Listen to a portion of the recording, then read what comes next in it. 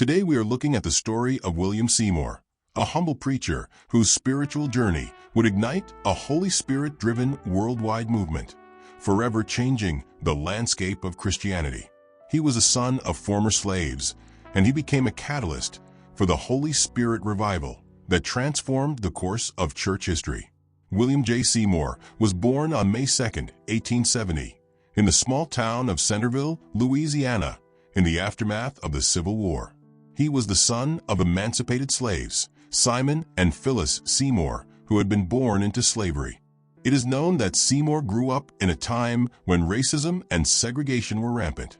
Despite the challenges that came with being black in post-slavery America, William Seymour pursued intimacy with Jesus and God his Maker. He was baptized as a young man, and his faith became his anchor as he navigated the difficult social and political landscape of that time. Seymour's journey with the Lord took him from Louisiana to Houston, Texas, where he began to study about holiness unto God at a local church. But he wasn't only seeking knowledge. William was hungry to know God in a deeper way. In Houston, he encountered the teachings of Charles Parham, a prominent preacher in the holiness movement, who preached about the importance of the baptism of the Holy Spirit and the miraculous evidence of speaking in tongues. It is known that Seymour grew up in a time when racism and segregation were rampant. Despite the challenges that came with being black in post-slavery America, William Seymour pursued intimacy with Jesus and God his Maker. He was baptized as a young man, and his faith became his anchor as he navigated the difficult social and political landscape of that time.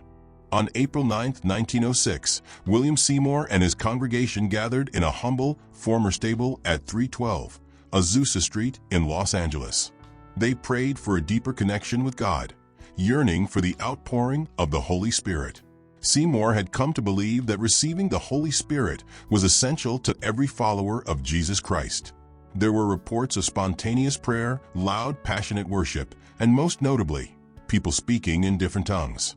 It was the same phenomenon witnessed on the day of Pentecost, when the disciples of Jesus waited for the Holy Spirit in the upper room. What began as a small, insignificant gathering soon exploded into an international revival.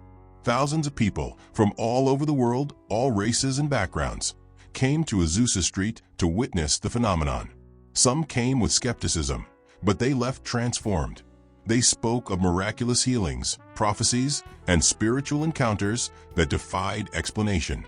People of different races, ethnicities, and social classes worshiped together in unity, a rare sight in a then segregated America.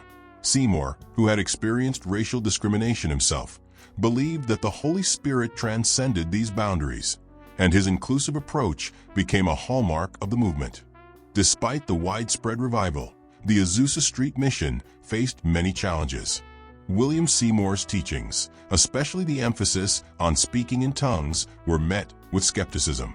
The charismatic nature of the worship services were criticized from both mainstream Christian denominations and others. The revival was also criticized for its disorderly style of worship, which some considered too chaotic or even blasphemous.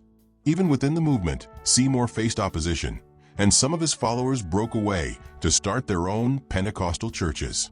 Yet, Seymour's faith never wavered. He remained focused on his mission, preaching that the baptism of the Holy Spirit was a gift for all believers, not just a select few. The Azusa Street revival didn't last forever. By 1909, the movement began to wane, and the original mission was disbanded. But its legacy lived on. The Pentecostal movement spread across the globe, and today, Pentecostalism is one of the largest and fastest-growing Christian movements worldwide, with millions of followers. William Seymour's influence was profound. He helped redefine the way Christians experience God, emphasizing a personal and direct encounter with the Holy Spirit. His belief in the transformative power of God's presence resonated with people across the globe, transcending barriers of race, class, and nationality. William Seymour died on September 28, 1922, but his impact is far from forgotten. The man who once struggled with poverty and racial prejudice had become a spiritual pioneer whose legacy would shape the course of Christianity for generations to come. Though Seymour faced adversity, doubt, and resistance, he remained steadfast in his faith. His story reminds us that sometimes the most transformative actions begin with nothing more than a spark of conviction and strong faith to follow God's calling, despite the cost. Seymour himself admitted and testified, saying, "The Pentecostal movement is a divine work. God is in it. It will spread like wildfire."